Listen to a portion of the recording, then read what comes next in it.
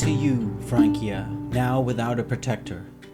How you are overwhelmed by destruction. You are open on all sides to savage raiders, and though you were once happy, now you are wretched. Your enemies take malicious delight in your tears, and are steadily enriched by your spoils. Thousands are slaughtered, and the host of captives is greater in number than the sands of the sea. For with the death of Charlemagne, all your honor and glory has slowly and surely perished and fled. This is a passage by an anonymous monk known only as the Saxon poet, who in the late 9th century expressed his deep dismay over the ongoing threat posed by the belligerent forces that had been tormenting the Frankish territories for many decades. Although not telling us directly, the author is thought to refer specifically to the conduct of incoming Vikings, whose activities had already left a very deep impression on the inhabitants and the institutions of the Frankish realm. And in doing so, the poet would join what had already become an established tradition of monastic authors bewailing the actions of these seafaring aggressors, as they saw their communities, their institutions, and even their own lives threatened by this seemingly unending peril. For well over a century, Francia has been a bit of an odd duck in English-language Viking scholarship, even as an increasingly robust tradition of inquiry was established on the continent itself. Early on, of particular influence was the work of German historian Walter Vogel, whose treatise Die Normannen und das Frankische Reich was first published in 1906. Vogel's work would remain authoritative for a number of decades, but gradually fell out of favor with historians due to its mostly itemized and uncritical approach to the source material, characterized in French as histoire événementielle, a mere event-based study of history. Instead, in line with broader trends of historical inquiry, later surveys began to consider the longer-term effects of Viking activity on Frankish society, politically, culturally, economically. Albert de Hanen's work from the 1960s and 70s is among the most important from this period, but this is now also very much beginning to show its age. Only in more recent decades do we really start to see more dedicated attention from Anglophone scholars on the Viking impact in Francia, spearheaded by important work carried out by Janet Nelson, Simon Coupland, and others. But present-day scholarship on the topic remains fairly scattered overall, with separate strands of important research released in at least 4 different languages and relatively little international collaboration taking place. On top of this, even in more recent investigations of the wider Viking world, the region often still doesn't receive much more than a passing glance or a comparative nod. And in that sense, in keeping with today's theme, I would contend that Francia, in its own way, remains very much on the edge of the Viking world.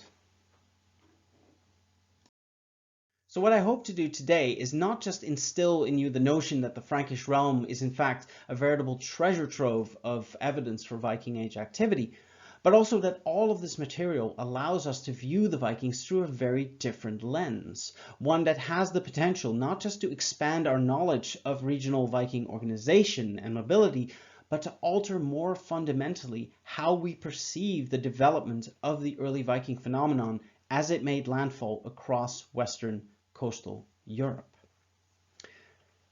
But before getting there, we'll have to start with a little bit of background for the region we'll be focusing on. So during the early Viking Age, the Frankish realm as a political territory covered most of Western continental Europe, encompassing an area that spanned all the way from the North Sea to the Mediterranean and from the Baltic all the way to Brittany, easily measuring over 1,000 kilometers across in each direction, and so size-wise could have easily accommodated both Britain and Ireland several times over. It's estimated to have been home to about 10 to 20 million people at the time, which, unsurprisingly, expressed itself in a wide variety of social identities and customs and traditions and languages. So we really shouldn't consider the Frankish realm to have been ethnically or culturally homogeneous in any way. But at the same time, politically, the Frankish realm as a whole was for a large part of this period ruled by just a single dynasty, known as the Carolingians, which you'll no doubt be familiar with. And at the time Vikings began to make their presence known around Western Europe, the influence and the power of these Carolingians was very much at its apex. Not only had they already presided over the biggest territorial unification in Europe since the fall of Rome, but they had introduced comprehensive social and economic reforms across the realm, which included standardized systems of governance, bureaucracy, military organization, education, jurisprudence, taxation, currency, just to name a few. And this political power and unity is often personified in the figure of Charlemagne, arguably the most recognizable of the Carolingian rulers. His reign lasted for several decades between the 8th and the early 9th centuries, and he was the first Frankish ruler to be crowned emperor in what was very much a deliberate callback to the perceived glory days of imperial Rome. But this is also where things gradually start to come apart. After Charlemagne died in 814, his son and heir, Louis the Pious, had serious trouble maintaining social and political stability in the later parts of his tenure, and he faced repeated rebellions by his own sons over eventual control of the realm. And when Louis himself eventually died in 840, a 3-year civil war culminated in the so-called Treaty of Verdun, in which the expansive Frankish Empire was formally carved up into 3 separate kingdoms: West, Middle, and East Francia, each one ruled by one of Louis's surviving heirs, being Lothar, Louis the German, and Charles the Bald. But even this was just the beginning of a period marked by intense political conflict and controversy both between and within these respective kingdoms, which saw them further divided, temporarily reunified, and eventually separated again. And it's this progressive deterioration of political unity and authority that would be very happily taken advantage of by incoming Vikings. So let's have a look at the evidence we have for Viking activity inside the Frankish territory. Now, unlike Britain and Ireland, the amount of relevant archaeological evidence is unfortunately relatively small. Now, there's all sorts of reasons for that. One of them being that the territory in question is today occupied by a handful of different countries: France, Belgium, the Netherlands, Germany, all with very different priorities and policies when it comes to preserving and studying this past, which complicates the identification of Viking activity across the wider region in a way that transcends modern geopolitical boundaries and identities. Now, that's not to say we have nothing to work with. There is, in fact, a growing corpus of material evidence alluding to this Viking presence, especially once you bring all of it together from these different countries. Now, I won't be going through the entire inventory here, but I will give you some highlights just to demonstrate what we can work with. So first of all, over the past few decades, a number of discoveries have been made in the Netherlands.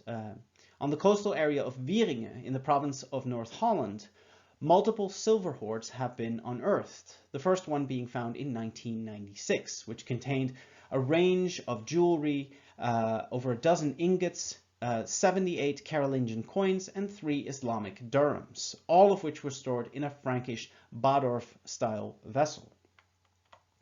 A second hoard, found only about 600 feet from the first one, was brought to light between 1999 and 2001, and it consisted of almost 100 dirhams, 40 Carolingian coins, 24 other silver fragments, and a single ingot.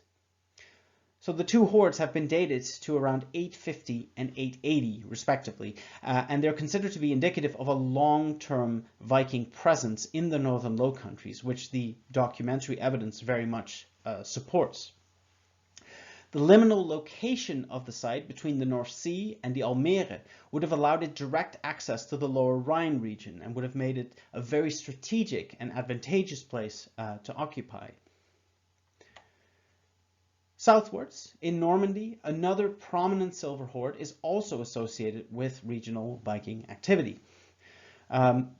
So this is believed to have been assembled in England and buried around 895 at Saint-Pierre-de-Fleur, just a few kilometers from the River Seine. It's the first hoard of its kind to be recognized in France, but unfortunately it was not recorded in its original deposit context, but it was found scattered across several lots for sale on the internet in 2007. And so the exact location of the burial is unknown. It was formally declared as consisting of 2 Carolingian and 9 English coins, 1 dirham and 9 ingot fragments, even though the original hoard may have been much, much bigger. Briefly back to the Netherlands. Further inland at Zutphen and Deventer, these are 2 central towns on the River IJssel, a series of extensive destruction layers and human remains have been linked to a specific Viking campaign in 882.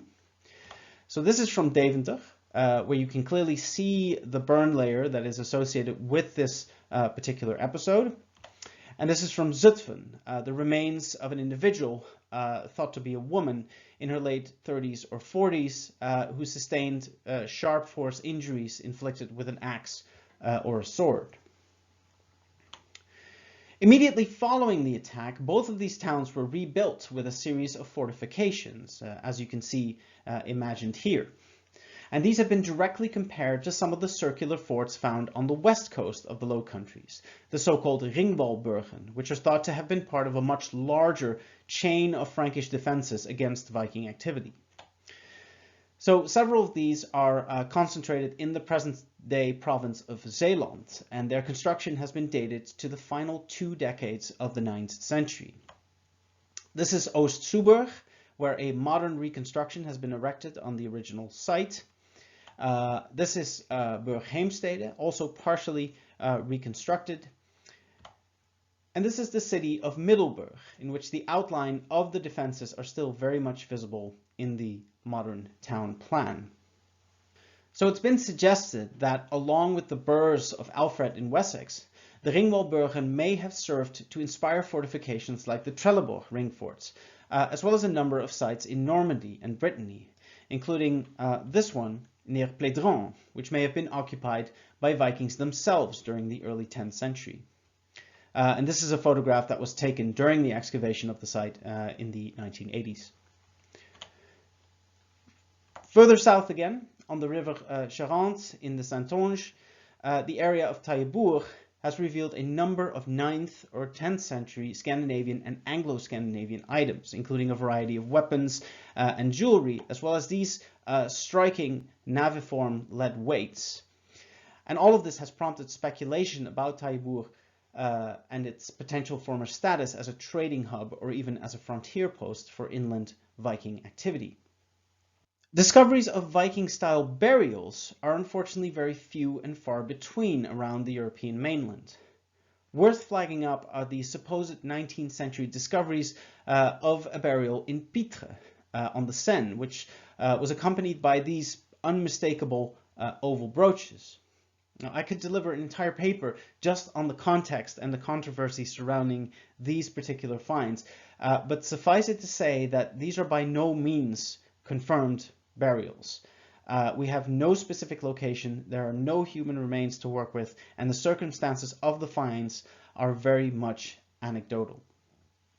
So what has been a confirmed site, and in fact remains the only uncontested Viking grave in and around the continent, is the ship burial on the Ile de Groix, off the southern coast of Brittany, which contained the cremated remains of an adult and possibly a child, several weapons, tools, ornaments, about 24 shield bosses, a number of gaming pieces, as well as all sorts of other metalwork.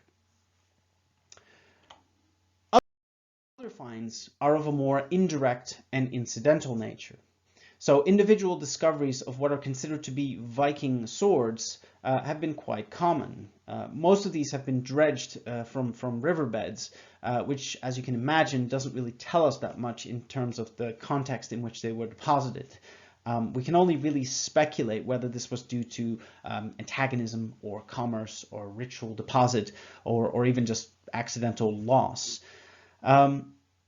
Another potentially interesting type of evidence is the presence of 9th century destruction damage or burn layers in locations that are historically attested to have been attacked by Viking groups. And these occur in a variety of places throughout the Frankish realm, including the ones in Deventer and Zutphen that we already saw, but also in places like Ghent in Flanders and in Rouen and Jumièges along the Seine. All very prominent centers of political, economic, and ecclesiastical power. So, as you can see, there is a modest collection of material evidence to draw from when looking at the Viking presence around the continent. But what Francia isn't able to provide in archaeology, it absolutely makes up for in textual sources many times over. It's not an exaggeration to say that we can draw from hundreds of 9th and 10th century texts that attest to regional Viking activity, sources that are administrative in character, analytic, poetic, biographic, hagiographic, epistolary. A vast amount of ink was spilled by contemporary authors, constituting a corpus that greatly outnumbers textual witnesses from both Britain and Ireland combined.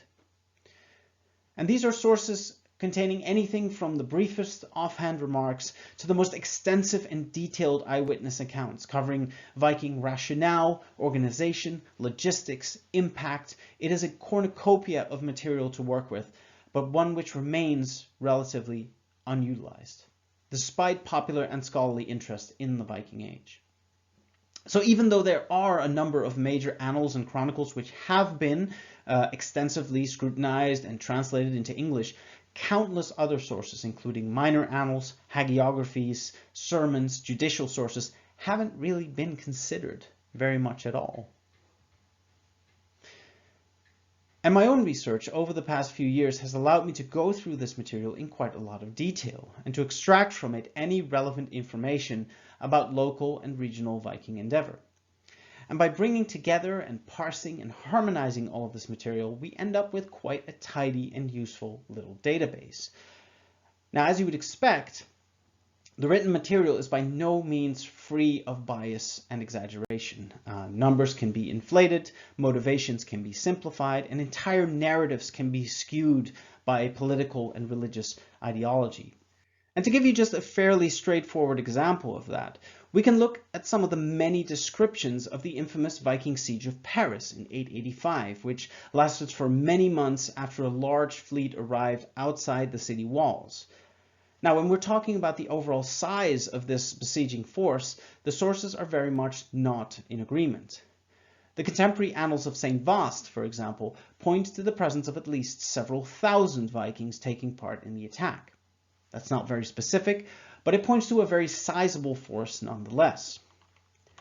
At the same time, a supposed eyewitness to the event named Abbo was very much more explicit and mentioned the attendance of at least 40,000 Vikings. But by the mid-10th century, another author, Wiedekund of Corvey, already seems to suggest that upwards of 100,000 of them may have been present, which is many times the estimated population of Paris itself at the time. So numbers like these are clearly exaggerated for effect, and even if we decide that the most impartial and contemporary source is the most trustworthy one, we still have to be very careful not to take anything we encounter at face value. And collecting and collating these instances of regional Viking activity can, to a degree, help to offset some of these biases. When we have multiple independent perspectives on the same event that we can work with and cross-reference, it generally gives us a much better sense of the overall historicity of an event and allows us to pinpoint more specific details across time and space. And having all of this data in one place, of course, allows for all sorts of analytical possibilities. We can arrange and scrutinize Viking endeavor chronologically, for example, which provides us with overall trends of this activity. So here's just a very basic example of that, which tallies the overall number of Viking attacks on Frankish soil per decade, as recorded in 5 principal annals from the period, with clear spikes in that activity visible in the 850s and the 880s in particular. So this is fairly straightforward, but it becomes much more interesting when spatial data is also included. So well over 95% of this attested Viking activity can be georeferenced to a local or regional level, and only a very small fraction can't really be reliably situated, usually because no location at all is recorded for those events. And when combining this chronological and spatial data, we can really get a much more pronounced sense of where Viking activity was concentrated and how it progressed across the region over a period of time. So this is a relatively simple map of the territory in question, which illustrates Viking incursions during the 9th and early 10th centuries, and it provides a fairly clear sense of where this type of antagonism was focused. You can see that there are strong concentrations around the Low Countries and the Rhinelands, the lower Seine region, and the Loire Basin to the south. So very much corresponding to major riverine transport corridors. And when we look specifically at sites situated on the rivers, we can really start to see how far upstream some of these groups would have had to travel to reach their targets. So each one of these dots represents a recorded attack on a riverside population center. So a harbor, a town, a monastery, etc. with the years laid out on the horizontal axis and the distance traveled upstream on the vertical axis. And the overall trend here is superimposed in the dotted line. So when we move into the 840s, you can see that Vikings began to travel hundreds of kilometers, upwards of 400, 500, 600 kilometers in some cases, to reach their targets. Now, this wouldn't have been achieved in a single uninterrupted journey, obviously. These aren't exactly the kind of expeditions that you can complete overnight, but it does illustrate the sheer amount of time and energy and resources that would have been involved, and the necessary intelligence gathering and planning that campaigns like these would have required. Now we can obviously also animate all of this data, and this is a great way of demonstrating the extensive reach of Viking activity into mainland Europe. So what you're looking at here is a cumulative visualization that I did a few years ago of the recorded Viking attacks during the 9th and 10th centuries. And you can really see how this activity progressively moved inland as the decades went by. It's a very effective way of communicating that kind of development. So all of this data can tell us quite a lot about the nature of Viking activity in the Frankish realm, about its organization and interaction on both individual and group levels, but it also reveals much more encompassing patterns in this activity on a wider interregional level. What this material confirms, first of all, and this is not really all that surprising, is that the Frankish realm was not being troubled by any single consolidated force, but by numerous independently administered groups of Vikings. And contemporary authors very much recognize this. They observe that these were autonomous units, usually directed by a single individual who was often known to them by name. In fact, in the Frankish realm alone, we are aware of the names of around 30 of these Viking leaders, some of whom go back all the way to the early 9th century, and many of whom reappear over the course of several years or even decades. And to emphasize their standalone nature, we know that some of these Viking groups actively obstructed each other's interests, and various Viking fleets are seen to have attacked each other, for example, on the rivers Seine and Loire, and others still were engaged as mercenaries to fight on opposite sides of the same conflicts. So this, of course, aligns very much with the general assumption that early Viking groups would have been more or less self-contained units, harboring their own appetites and their own ambitions, and not typically being subject to any overarching authority. What we can also glean from that material is that these Viking groups were highly aware of prevalent social, political, and economic conditions across the Frankish territories, and seem to have adjusted their plans accordingly. So, for example, we can see them actively taking advantage of regional unrest or rebellion, of civil war, and we can see them timing their activities to match the absence of local armed forces. We can also see attacks occurring at night or during specific local saints' days, or at Easter or at Christmas. And we see Viking groups setting up their encampments in politically liminal or contested areas, making it much harder for them to be reached by domestic armed forces.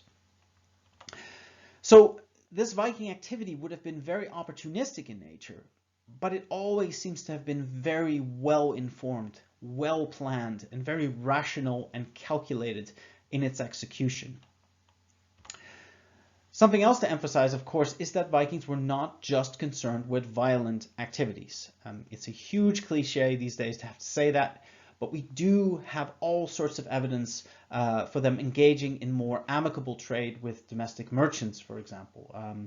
This happened so much, in fact, that Carolingian rulers felt that it was necessary to actively legislate against these types of interactions, decreeing that any merchant who supplied Vikings with either horses or armaments should be arrested and put to death.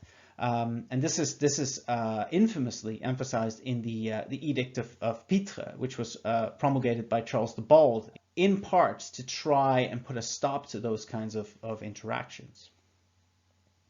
Now, regional Vikings also took on much more unconventional roles, and we see some of them acting as messengers and interpreters for domestic elites, offering us a bit of crucial insight into how Franks and Vikings would have practically communicated and negotiated during this period. Some Vikings were even more ambitious than that, and they made efforts to actively present themselves at court, causing them to be integrated to various degrees into the existing social and political fabric of the Frankish kingdoms. So it's really quite a vibrant tapestry of regional Viking activity that we're dealing with, and one that really compels us to look at all this material through new and perhaps through unconventional theoretical lenses. So in recent years, efforts have been made to examine these endeavors within the context of what is called hydrarchy. Now, as a concept, this ultimately takes its name from the Hydra of Lerna, the deadly multi-headed sea serpent of Greek mythology, whose regenerative features meant that for every one of its heads that was cut off, 2 new ones would take its place. Now, in its modern incarnation, the term hydrarchy was first evoked by 17th century poet and author Richard Braithwaite, who used it to typify the contemporary organization of the maritime state. And in his description, the mariner, as such, was simply a cog in a machine subject to the whims of whoever operated that machine. And this idea continues to be reflected in much more recent work, most notably Peter Linebaugh and Marcus Rediker's seminal volume on the topic, The Many-Headed Hydra, which was first published in the year 2000. In this work, Linebaugh and Rediker observed that 17th and 18th century mercantile and navy vessels acted as miniature societies in their own right, whose labors very much benefited those at the top, but almost always disenfranchised those at the bottom. In accordance, conditions would have been extremely poor for the average sailor in these types of seafaring environments, working in cramped and claustrophobic quarters, whilst being at almost constant risk of illness, injury, and even shipwrecking. And all of that with very little wages and almost no legal protection. And this is what Linebaugh and Rediker refer to as the imperial hydrarchy, or hydrarchy from above.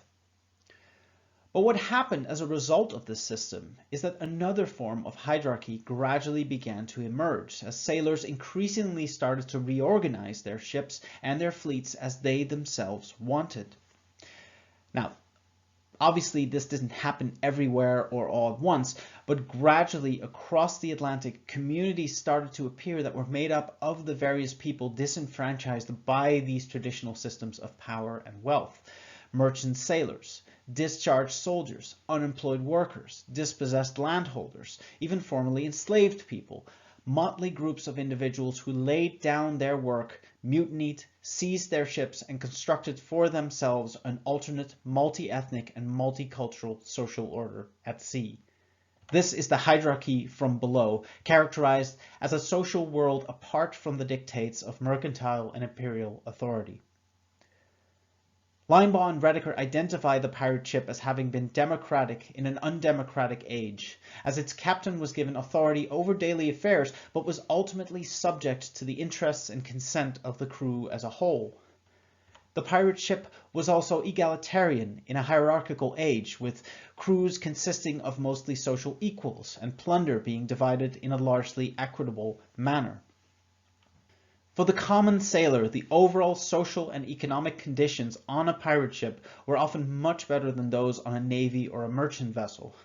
But even though their individual influence and rewards would have been bigger, they did take up a life that was inherently more dangerous as well, as authorities actively sought to root out piracy and other kinds of social dissent.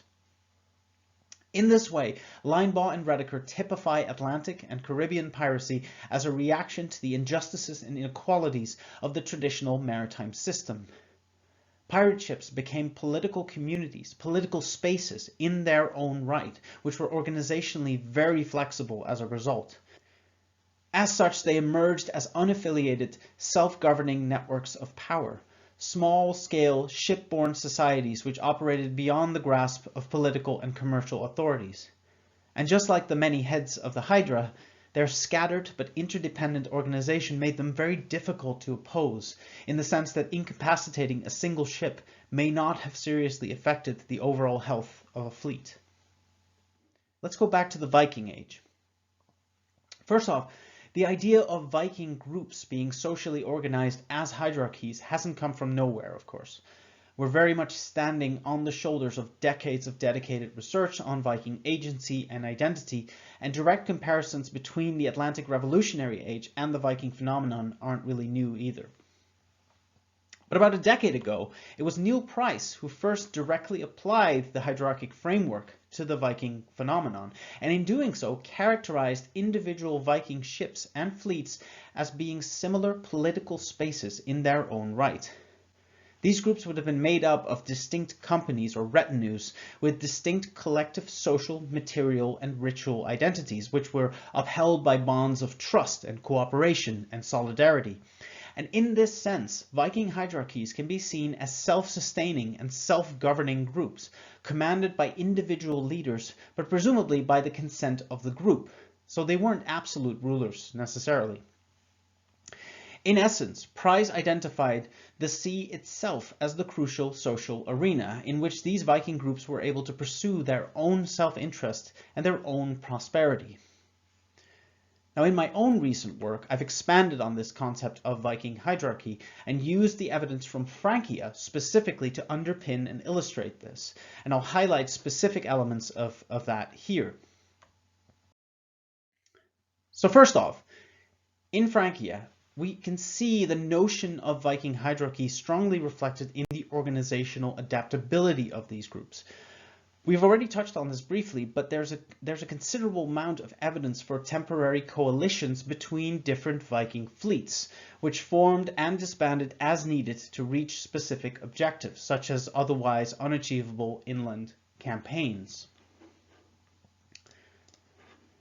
In 856, for example, the fleets of the Vikings Sigtrygg and Bjorn united their forces on the Seine to carry out a great deal of carnage and destruction.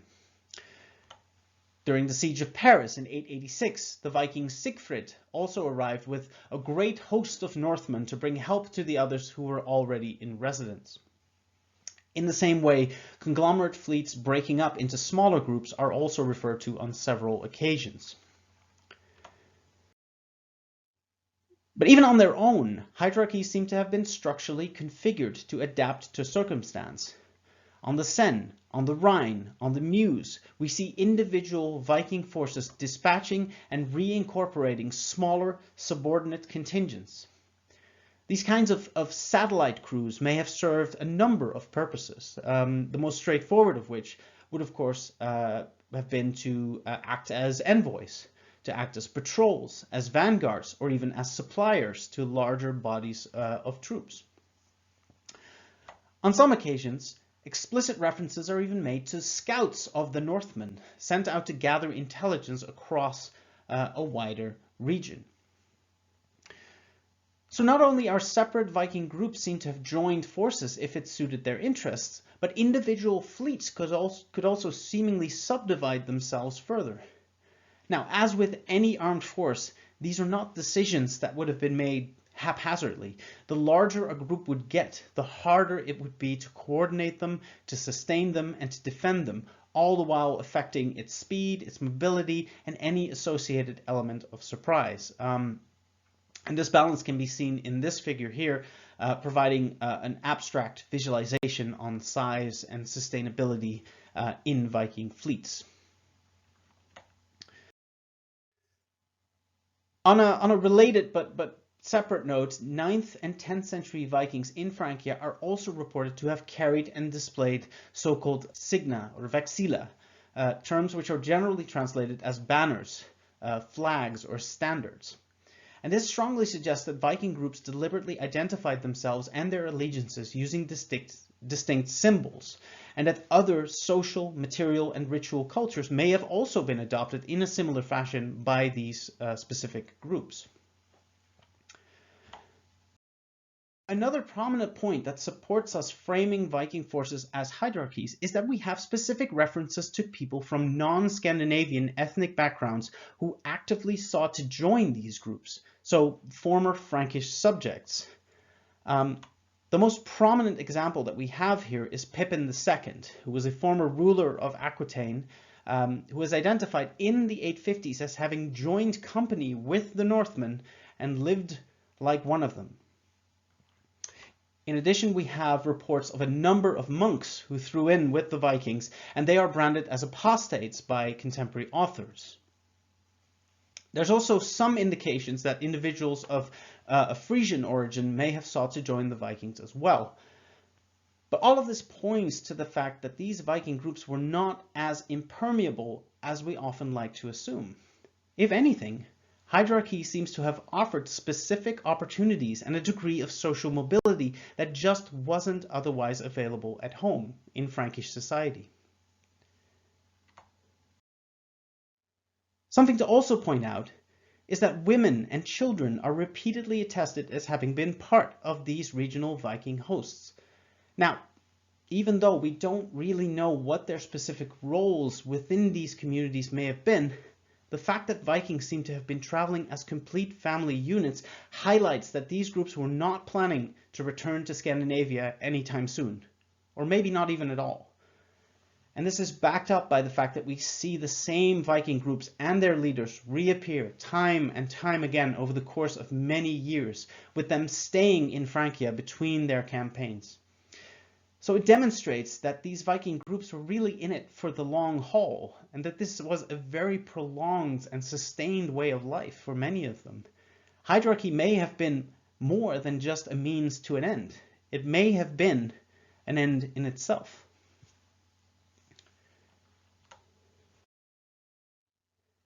So as an organizational system, hydrarchy emphasizes the agency and mobility of Viking groups, which acted in accordance with their individual appetites and ambitions while drawing on their collective experience and expectations. But because these groups were often active in very inhospitable environments over long periods of time, the sustainability of any individual hydrarchy would have depended not on chance or impulse or whim, but on careful coordination, cooperation, discipline, and intelligence gathering, traits that haven't been traditionally associated with the Viking phenomenon as a whole. So contrary to the romanticized and appropriated notions of this unrestrained, reckless abandon and brutality, hydrarchic theory imbues these early medieval mariners with the rationale and the restraint to organize and to support themselves in these overseas environments.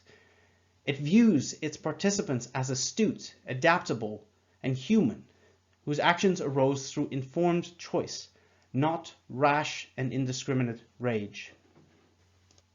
And as the Frankish evidence allows us to recontextualize Viking activity in this way, there is serious potential for us to apply this same paradigm to other regions as well.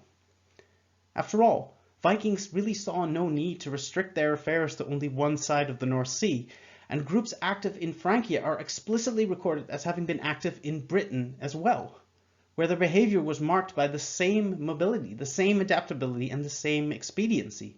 None of this was happening in a vacuum. So all in all, the reappraisal of Viking ships and fleets as distinct social and political spaces, in both a literal and a figurative sense, effectively challenges our entrenched preconceptions on the identity, the intent, and the organization of these wide-ranging ambulant communities, whose influence was felt across Francia as well as the wider Viking world as a whole. Thank you very much.